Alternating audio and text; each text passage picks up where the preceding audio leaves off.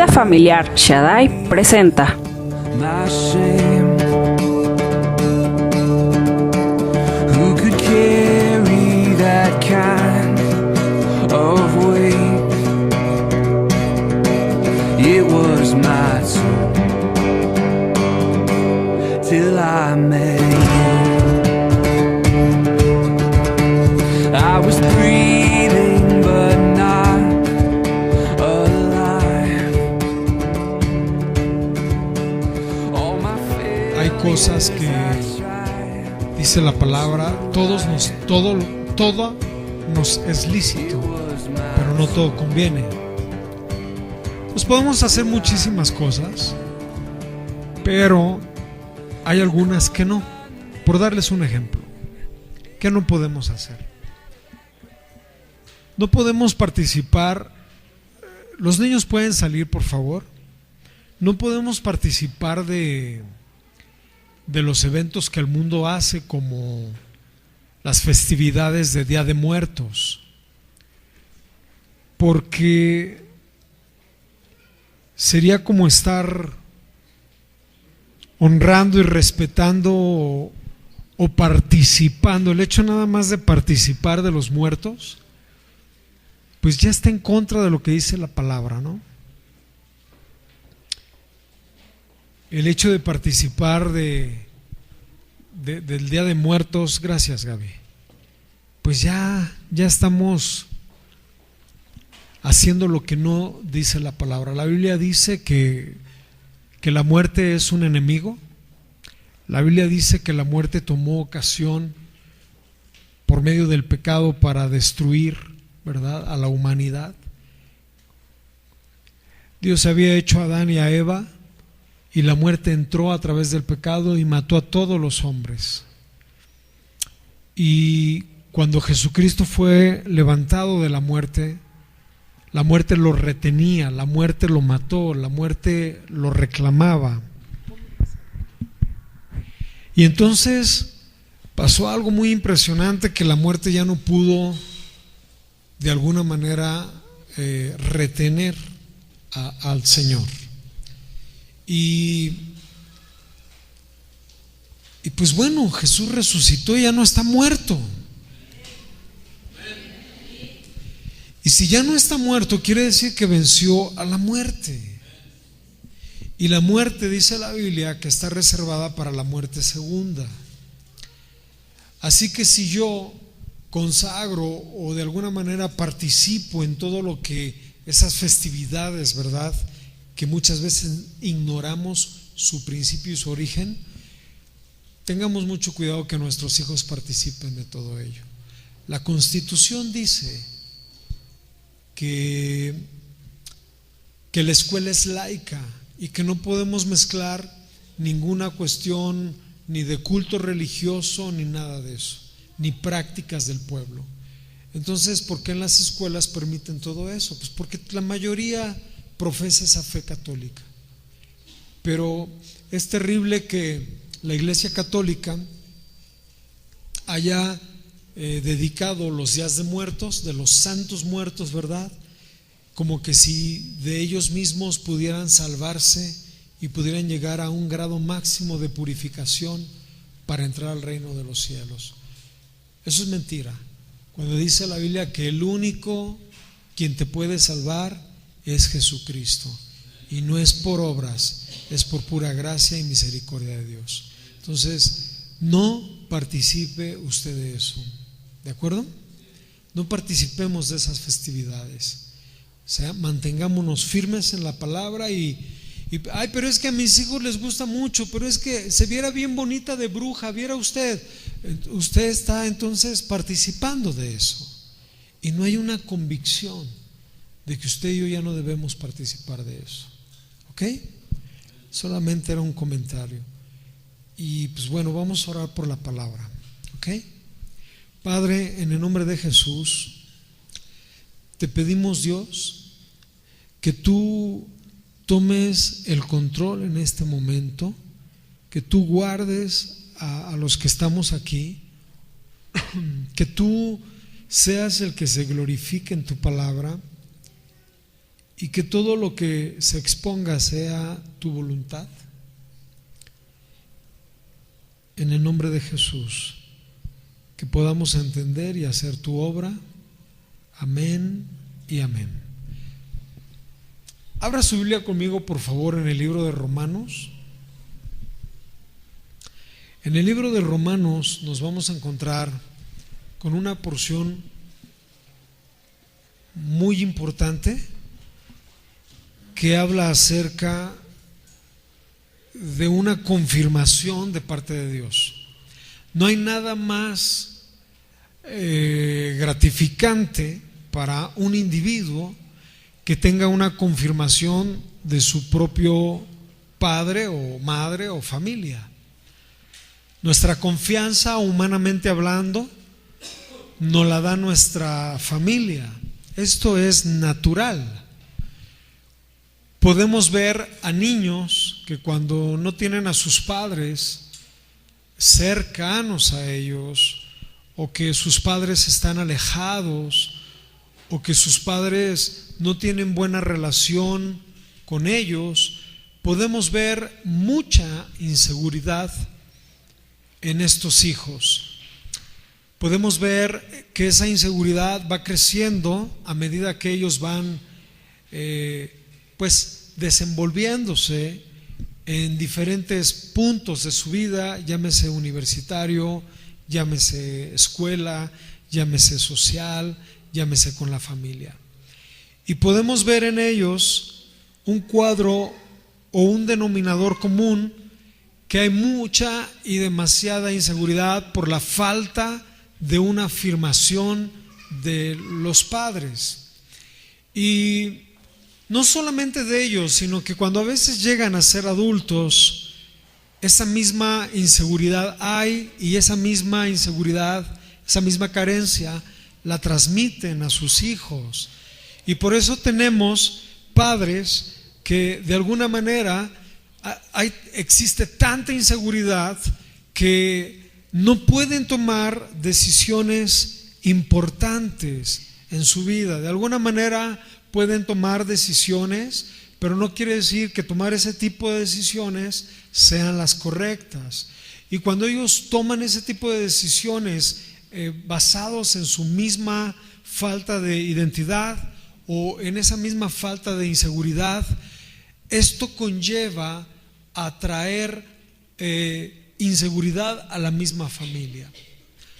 Entonces el apóstol Pablo nos habla a través de la palabra que toda esa gama, toda esa vivencia, toda esa forma de vivir es equivocada, y que si bien es cierto, hay personas que se dedican en el campo psicológico para ayudar a las personas, ¿verdad?, para afirmar su inseguridad, o para decirles que si no tuvieron un padre pueden apoyarse, respaldarse en alguna otra persona de mucha confianza, o que respetan o que admiran, pero el problema sigue estando allá adentro.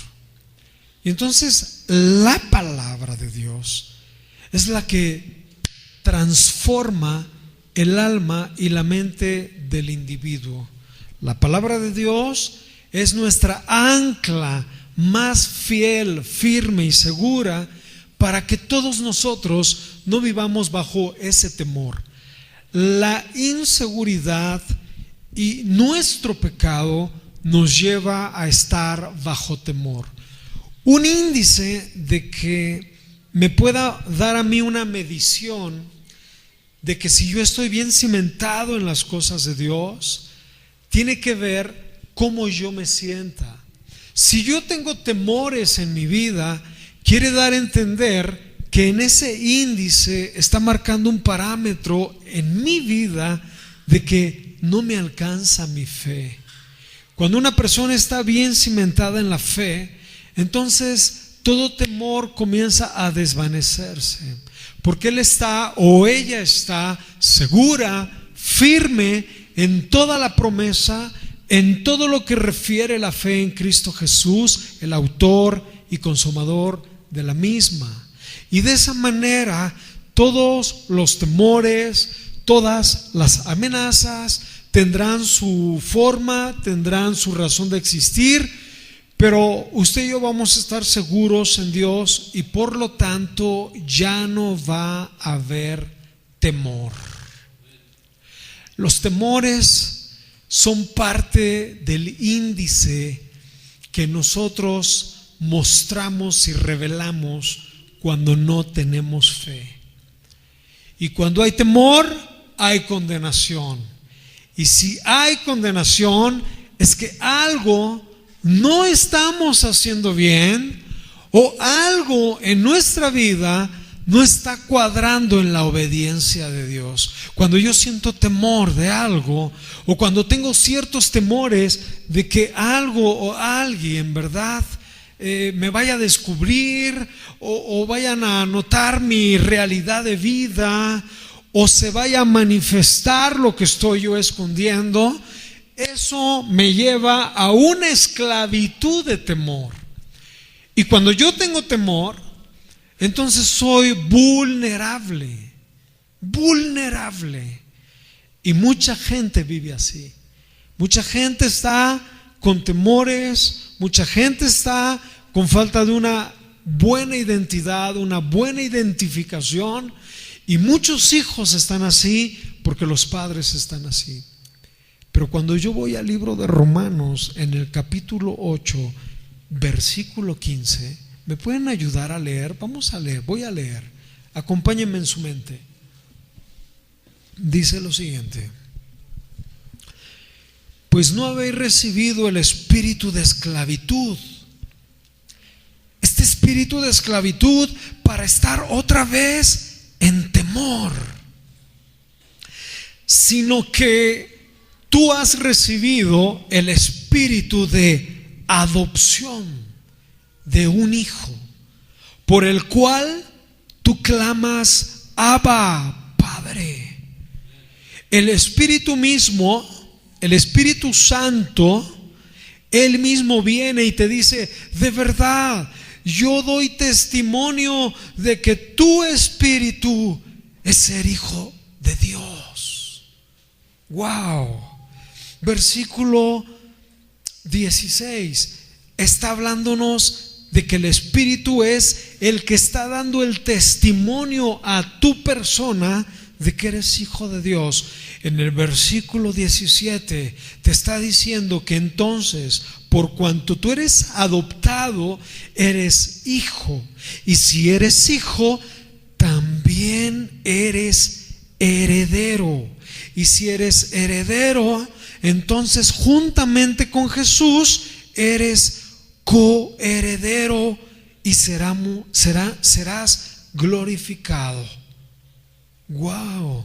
Versículo 23: y no solo ella, sino que también nosotros mismos, que tenemos las primicias del Espíritu, nosotros también gemimos dentro de nosotros mismos, esperando toda la adoptación, la redención en nuestro cuerpo. 26: y de igual manera el Espíritu nos ayuda a nuestra debilidad, pues que hemos de pedir como nosotros convenimos. Yo pido para mis cosas, ¿verdad?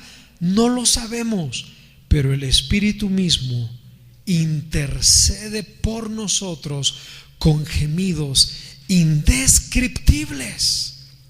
Mas el que escudriña nuestros corazones sabe cuál es la intención del Espíritu, porque conforme a la voluntad de Dios intercede por todos los santos. Entonces, primero, Cristo viene a revolucionar la adoración y la oración en su tiempo. Todos los que adoraban en su tiempo y todos los que oraban en su tiempo ya estaban reprobados. Ya no servía su forma. Porque Jesús llegaba y decía: Abba, Padre, Papito, Padre nuestro que estás en el cielo. Dios es nuestro Padre. Y entonces eso en el tiempo de Jesús es revolucionar el tipo de adoración y de oración en el pueblo judío. Los maestros de la ley no podían decir papito, que eso significa Abba. La palabra Abba significa papito. Entonces era una expresión de ternura, era una expresión en donde yo me estoy haciendo su hijo. Y por eso cuando Jesús vino y llegó, Él revolucionó y dijo: ustedes van a orar así. A lo más que podía llegar el judío era decir Hashem, Adonai, Elohim o Él, nada más. Pero los judíos no podían llamarle papito, eso era una irreverencia. Por eso es que todas las culturas y todas las religiones constituidas en el mundo entero, por darte alguna de ellas, el Islam, ellos adoran al Dios Alá, que dicen que es el Dios creador de todo, ¿verdad? Y si tú te das cuenta, en todas sus prácticas, su Dios no muestra amor ni respeto por la vida. Ellos lo que hacen es de alguna manera matar o decirle a la gente, ¿verdad?, que si ellos matan a cierto grupo de personas van a contribuir con el reino y allá Alá los va a condecorar o los va a tener en una vida eterna. Su Dios no es bueno. Nadie puede decirle: Alá es mi Padre. Y si tú vas descubriendo un poco más, los dioses de la India, que es un pueblo, ¿verdad?, con multitud de dioses y de ídolos, sus dioses mantienen a este pueblo sumido en la miseria. Sus dioses de la India tienen a este pueblo tan degradado que para los dioses de la India es más importante un animal, una vaca, ¿verdad? Y que la gente lo esté adorando y se estén muriendo de hambre, pero estas bestias pueden recibir toda adoración. O sea, ¿qué dioses tan más ingratos tiene esos miles y millones de personas? Ahora que viajé a Cuba en estos meses antepasados, nos dimos cuenta de la gran cantidad de personas. Cuba es una isla pequeña en donde trajeron hace muchísimos años los europeos, ¿verdad?, los de Inglaterra, y después llegaron los españoles, a muchos esclavos negros a Cuba. Y en Cuba producían la caña y ahí producían el azúcar, y esa gente se enriqueció. Y entonces todos los africanos que llegaron trajeron todas sus tendencias de sus dioses y después se quedaron ahí viviendo alemanes, españoles. Por eso es que Cuba te vas a encontrar muchas razas en chiquito. Y entonces ellos tienen un dios muy identificado, que es el Yoruba. Y ese Dios es un Dios africano en donde su doctrina se basa en el odio, en donde su doctrina se basa por el amor a la misma persona, por el culto a la gente, por los amarres, por las brujerías. Entonces su Dios no le puedes llamar padre, es una ofensa. Y cuando Jesús viene y rompe todos los prototipos de las religiones del mundo, viene Jesús y nos muestra a todo un montón de afectados y de acomplejados y de hijos por ahí aventados y de personas que no tuvieron una buena relación con sus padres y personas que viven con ese mismo cuadro que yo sufrí y que yo padecí y que tengo que buscar ayuda profesional para que me puedan dar una terapia y me pueda sentir útil y no tenga ya más temor y pueda estar bien configurada mi vida. Viene Jesús y dice: para todos esos les voy a enseñar que tienen un Padre en los cielos. Wow. Entonces ningún Dios de esos es bueno. Y este Dios que tenemos no solamente es Dios bueno, es tu Padre. Y te puedes acercar a Él de una forma de decirle: papito. Amén. ¿Por qué? Porque la palabra papito, la palabra Abba. Usted y yo tenemos que identificar e ir aprendiendo que la Biblia del Nuevo Testamento en su totalidad fue escrito en griego. Y en ese manuscrito, cuando encontraron los eruditos judíos, ¿verdad?, que estaba en griego, y llegaron en Romanos cuando dice en esa porción que está diciendo: ustedes no van a volver a la esclavitud porque no se les ha dado un espíritu de temor, sino han recibido un espíritu de ser hijos, han tenido un espíritu de adopción por el cual claman Abba, Padre. Entonces los rabinos dijeron: wow, aquí está en griego, pero esta palabra aparece en arameo. Esa palabra no es griega. Esa palabra es una palabra del arameo que fue utilizada, óigame bien, por los niños, especialmente para mostrar cariño a su padre. Entonces, lo que está diciendo la Escritura es que Jesús llegaba al Padre y le decía: papito. Lo que Él quería mostrarnos es que no hay ningún vacío en nosotros cuando tu Padre es Dios. Amén.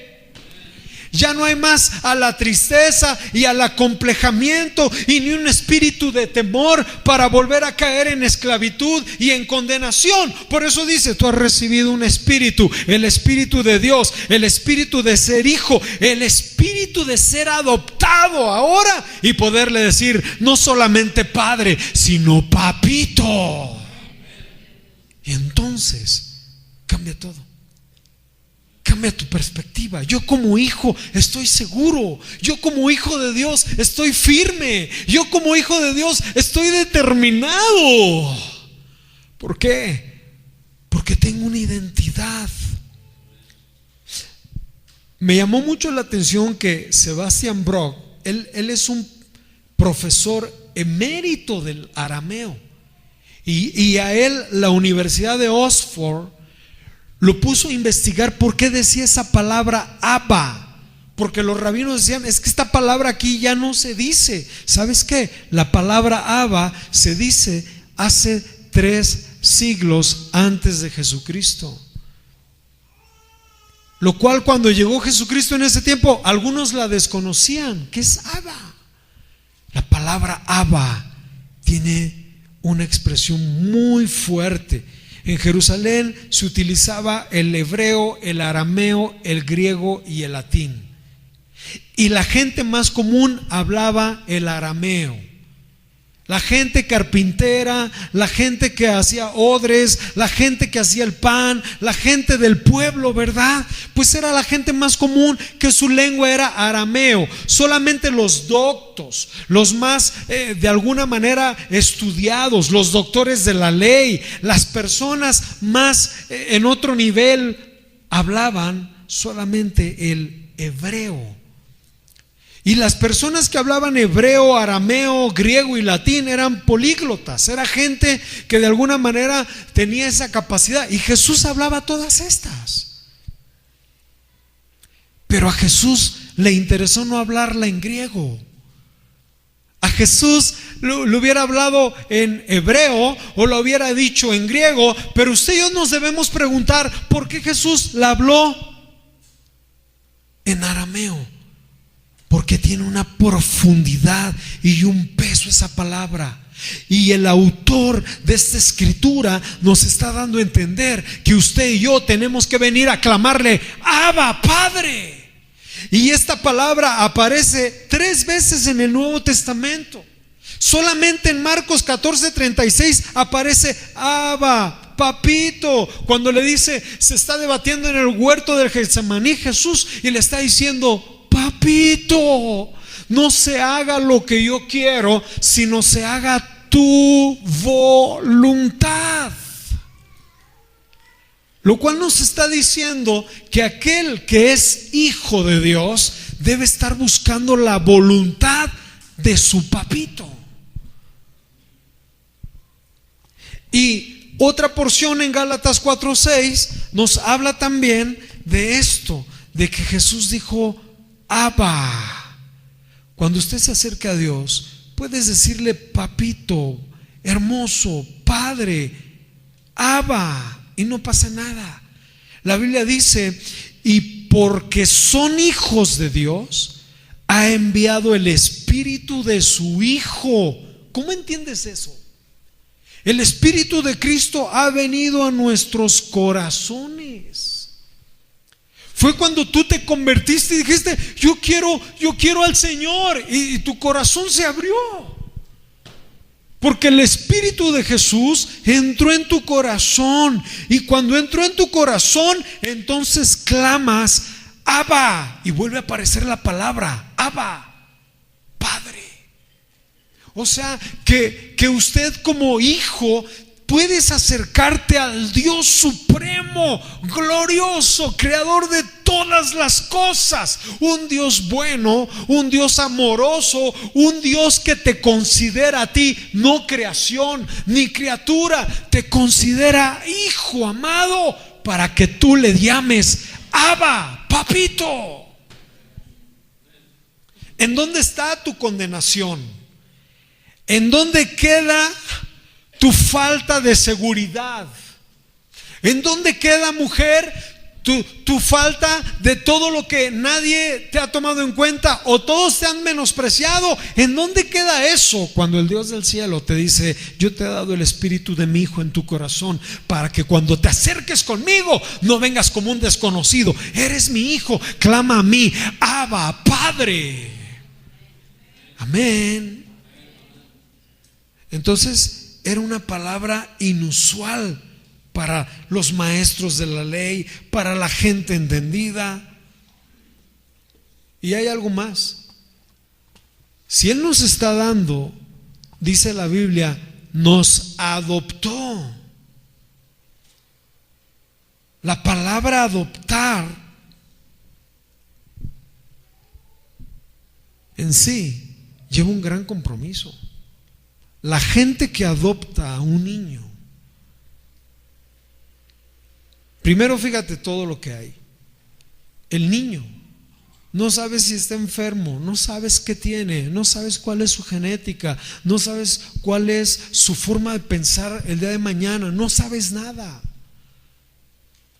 Segundo, tienes que cumplir con un patrón en cuanto a ser solvente económicamente, tener bastantes medios para poder proveerle a ese niño. No solamente proveerle, como dice aquí, que somos hijos adoptados, sino proveer la subsistencia en la educación.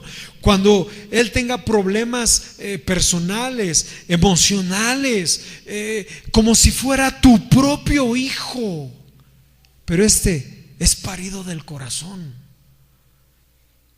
A este adoptado lo tienes que amar igual que tus hijos. De hecho, hay personas profesionales que te dicen: usted no puede menospreciar a su hijo adoptado.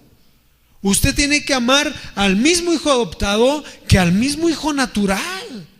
Y así como le compra al hijo natural, así le debe comprar al hijo adoptado.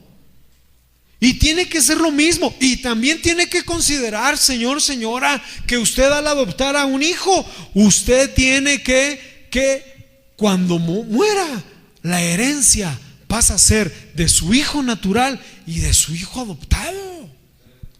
Porque usted ha decidido recoger a alguien que a lo mejor no tenía destino, a alguien que a lo mejor no tenía futuro, a alguien que iban a crecer los años y iba a estar encerrado en un lugar con otros niños sin saber qué es una familia, sin saber qué es tener un papá, sin saber qué es tener una mamá, sin correr, sin jugar, sin pelearse, sin conocer lo que es una familia que es instituida, inventada, creada por Dios. Y esta parte de ser un hijo adoptado, Dios ya había pensado en nosotros para adoptarnos. Cuando usted adopta a un niño, fíjate qué interesante. Tú tienes que heredarle.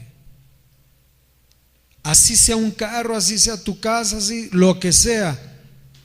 tú debes heredarle. Por eso dice la Biblia en el capítulo 15: no hemos recibido un espíritu de esclavitud para estar en temor. Ya eso ya le dijimos a Dios, ¿verdad? Sino que haber recibido el espíritu de ¿qué? Tú ya eres adoptado, por lo cual ya le puedes llamar papá. Y no solamente papá, sino papito. Y después dice el 16: y el Espíritu mismo da testimonio de que tú eres hijo. Y si eres hijo, fíjate qué interesante, te va llevando de la mano la palabra. Si tú eres hijo, entonces eres heredero. Y si eres heredero de Dios, eres coheredero con Cristo. Fíjate al nivel que Dios te está poniendo. Es que a veces nos sentimos tan miserables que viene Dios y dice: no, tú eres mi hijo, tú eres el adoptado, tú eres heredero. Y como nosotros nos quedamos aquí en la tierra pensando así, ¿verdad? No, tú eres heredero. Dice la Biblia que todo le pertenece a Jesús: los cielos, los ángeles, las cosas creadas, la tierra, el oro, la plata. Todo eso te pertenece a ti y a mí.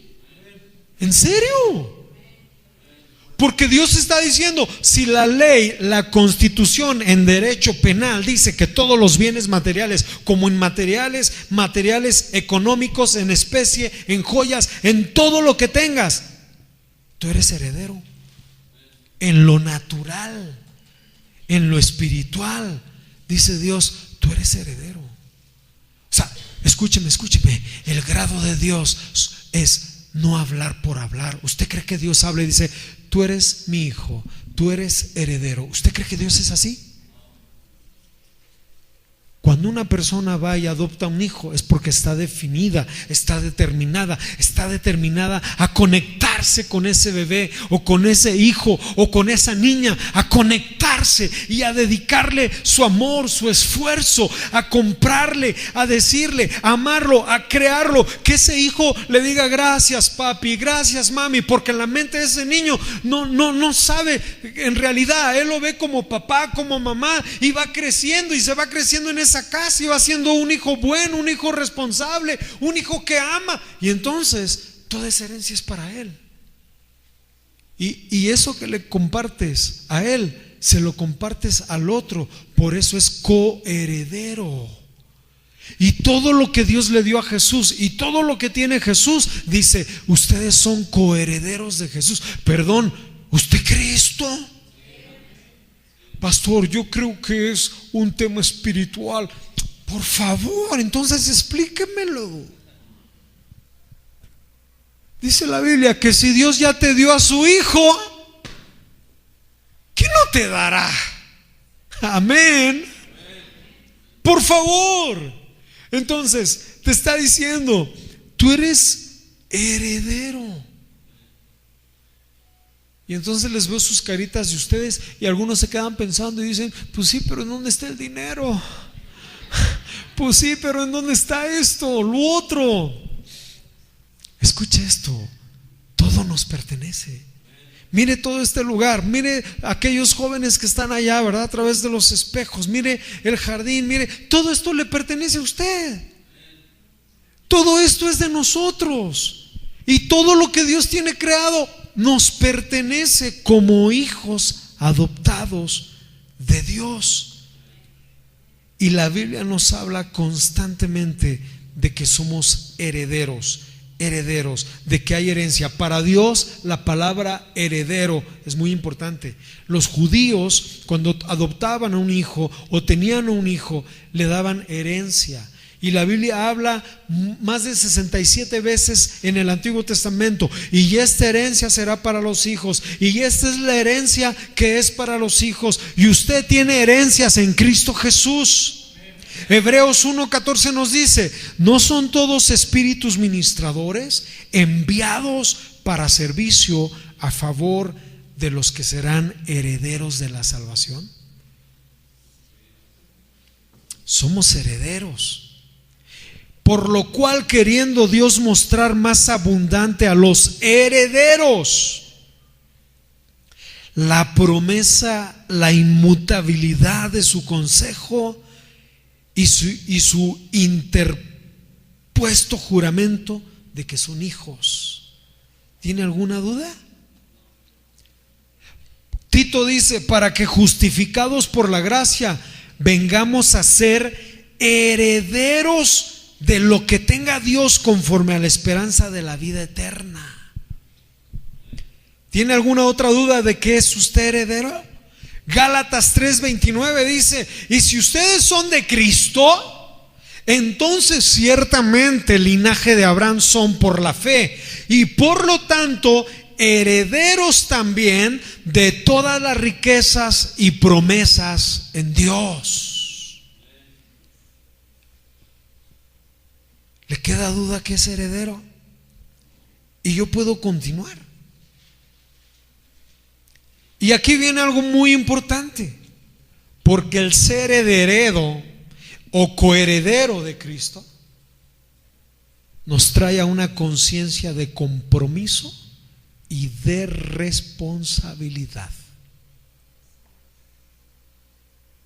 Porque todos queremos al Padre, todos queremos al gran Padre, todos queremos recibir la bendición del Padre, pero no todos quieren obedecer la voluntad del Padre.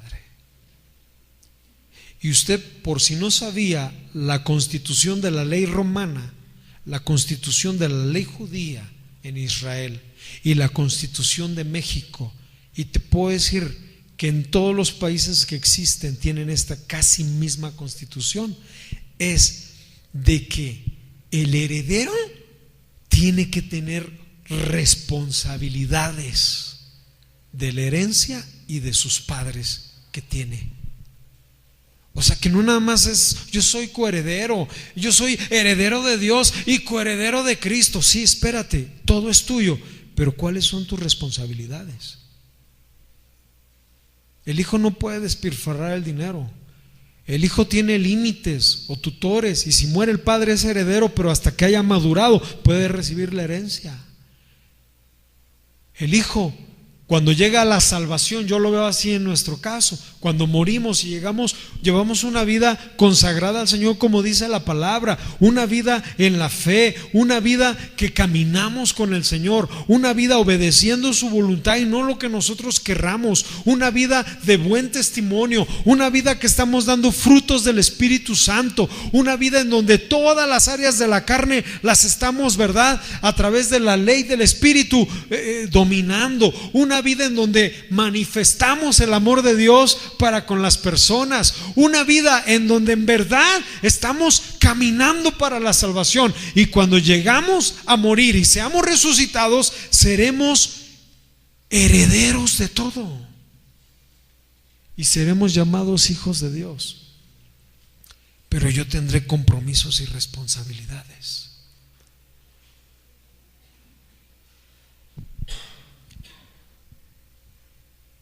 Por darte 3 ejemplos. El primero: el heredero debe ser obediente. La Biblia dice que Jesús es heredero de todo, y en Juan 6:38 dice: porque he descendido del cielo no para hacer mi voluntad, sino la voluntad del que me envió. Y vemos a Jesús siendo el dueño de todo y no abusando de nada. Y vemos a Jesús conociéndose que por Él fue constituido todo lo que se ve, todo lo que salió, todo lo que hay. Y sin embargo Jesús siempre obedecía al Padre. Y siempre decía: hágase tu voluntad, Padre mío, hoy no me muevo porque tu voluntad no es moverme. Y le decían: manifiéstate a la fiesta. Sus hermanos en la carne que no podían entender, sus hermanos los no espirituales que no podían comprender lo que Dios tenía para Jesús, ¿verdad? Ni el plan ni el propósito para Jesús, no lo podían entender. Y venían y le decían: ándale, manifiéstate, sube, de una vez dile a todo el mundo quién eres, porque ni creían en Él. Y Jesús decía: no, aún no es mi tiempo. ¿Por qué? Porque Él obedecía al tiempo del Padre. El heredero su compromiso y responsabilidad al tomar posesión de esa herencia es ser obediente. Hijos obedientes, una iglesia obediente, una iglesia que se conduce en la palabra, en el amor de la palabra de Dios, en obediencia. Una iglesia que no hace lo que yo quiero o mis planes que yo tengo diseñados. No, una iglesia que es heredera de todo lo que hay, pero con responsabilidad. 2, el heredero vigila por los bienes del Padre.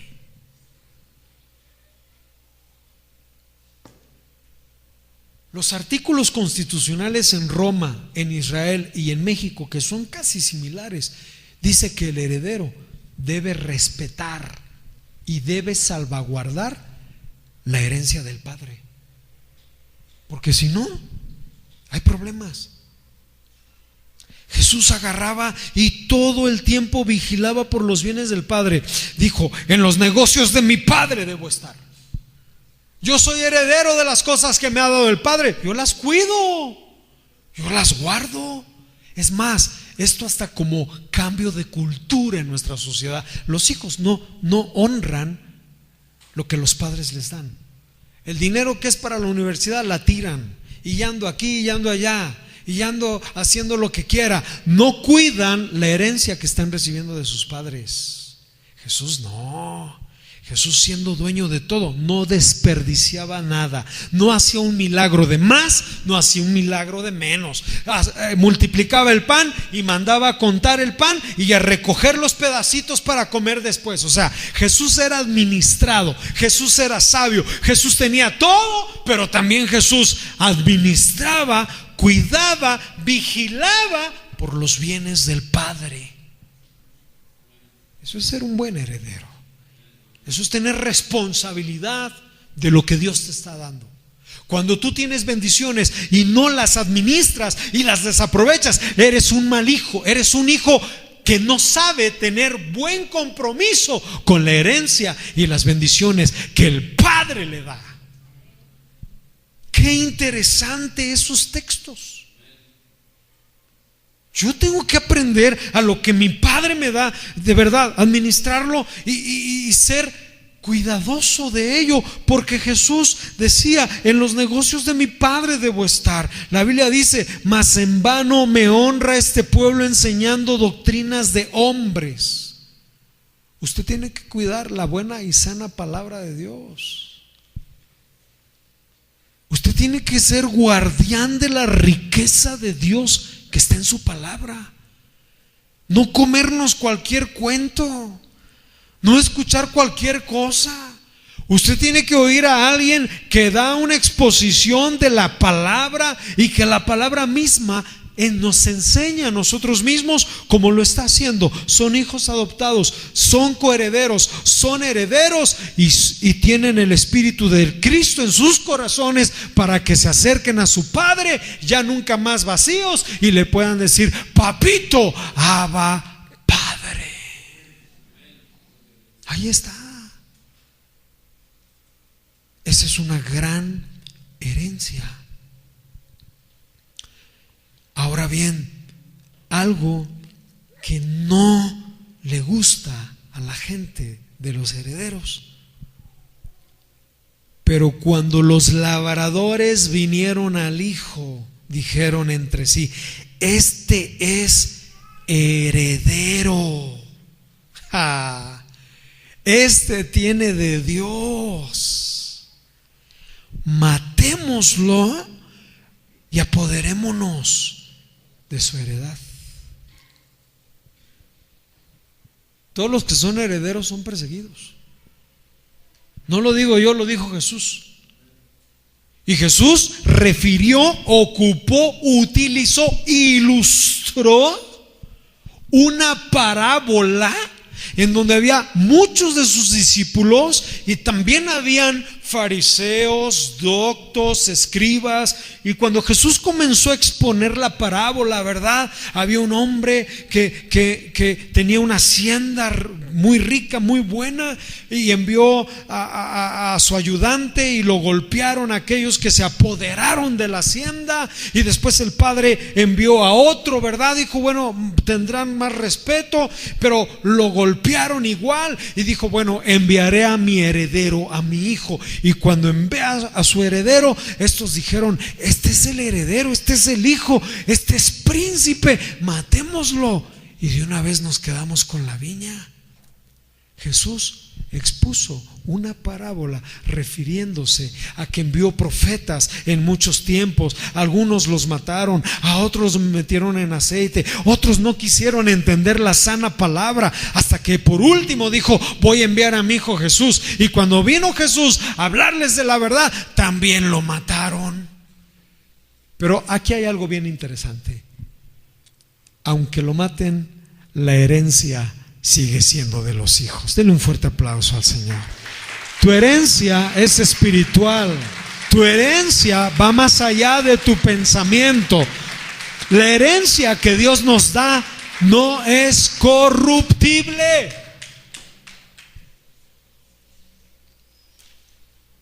Por eso el hecho de que Dios me ha hecho hijo, ya nadie me lo quita. El hecho de que Dios te ha dicho, tú eres mi hija, y te ha dado el Espíritu de Cristo en ti, para que tú me digas, Abba, papito, y eres mi hija, eres mi heredera, y eres coheredera de mi hijo Jesús. ¿Quién te puede acusar? ¿Quién te puede quitar lo que yo te he dado? Usted y yo tenemos una gran bendición con el Señor. Pero yo debo tomar mi compromiso, mi responsabilidad.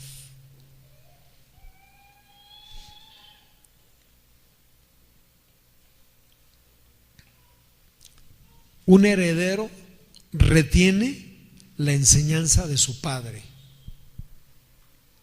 Un buen discípulo retiene la buena enseñanza, y usted tiene Espíritu Santo, como dice la palabra, que viene el Espíritu Santo a su espíritu y le dice, yo te doy testimonio, el Espíritu Santo, de que eres hijo de Dios.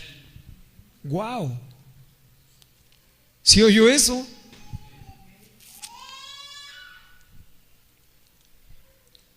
Un buen servidor en la iglesia, un buen congregante en la congregación, es retenedor de la palabra fiel que se le enseña.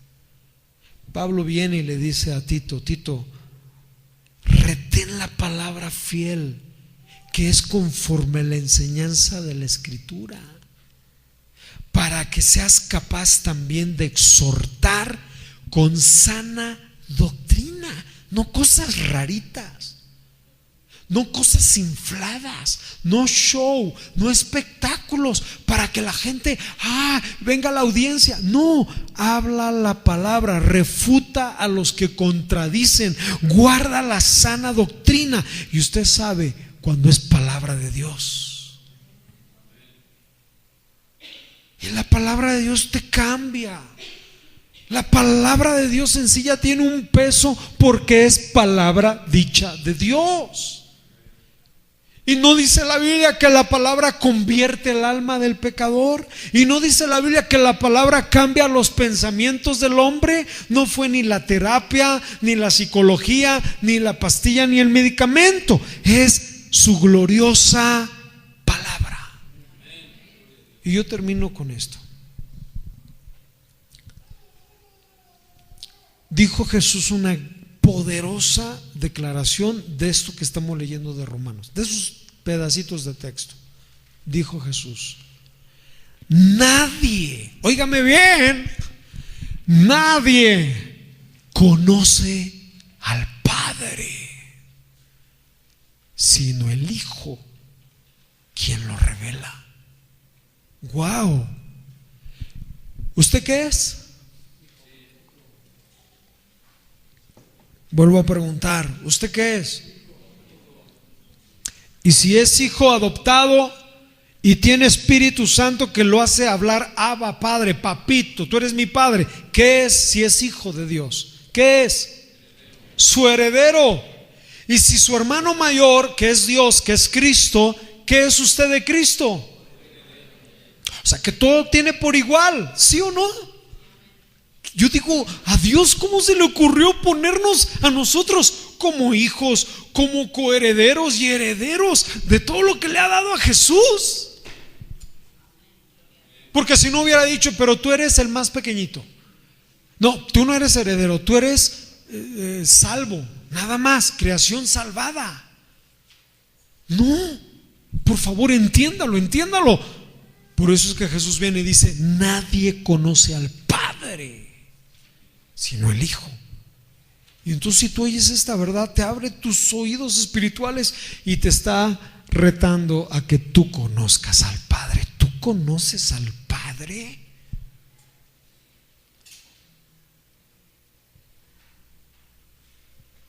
Si tú eres su hijo, tú debes conocer al Padre. Y cuando conoces al Padre, lo estás dando a revelar. Lo estás revelando. Alguien que no conoce al Padre y me está hablando constantemente de sus problemas. Alguien que no conoce al Padre y está hablando de muchas cosas, pero no da a mostrar al Padre. No lo conoce. Los fariseos hablaban de Dios y hablaban de esto y hablaban del otro, pero no lo conocían. No, que usted y yo conozcamos del Padre. Conozca al Padre.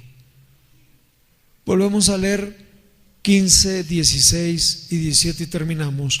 Pues no haber recibido espíritu de ¿qué? Para estar otra vez en, sino que haber recibido el espíritu de, por el cual clamamos: Abba, Padre. Usted no tiene un espíritu de tristeza. Usted tiene el espíritu de Dios. 16, léalo conmigo. El espíritu mismo da testimonio ¿a quién? Da testimonio a nuestro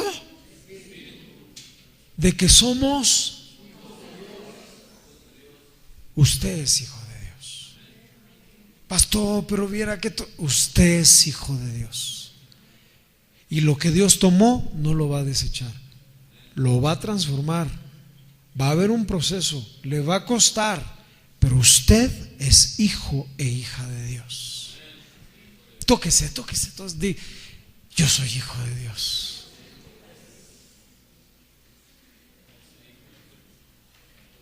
Usted es hija de Dios. ¿Lo creen? Usted es hijo de Dios, hija de Dios.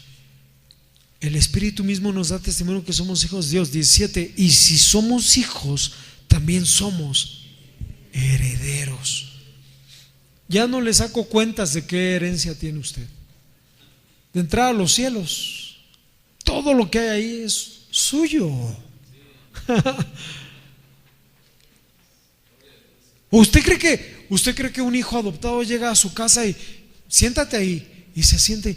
No, no es mía. No me puedo parar al refrigerador a tomar algo porque no soy un extraño. Un hijo adoptado es un hijo, punto. Hasta que no cambies esa forma de pensar. Eso es lo que te vengo diciendo desde hace rato. Cambia esa forma de pensar por el Espíritu, porque nos creemos tan insignificantes que no creemos esta palabra. Y Dios te está diciendo: yo soy un Dios bueno. Yo soy un Dios bueno. Yo soy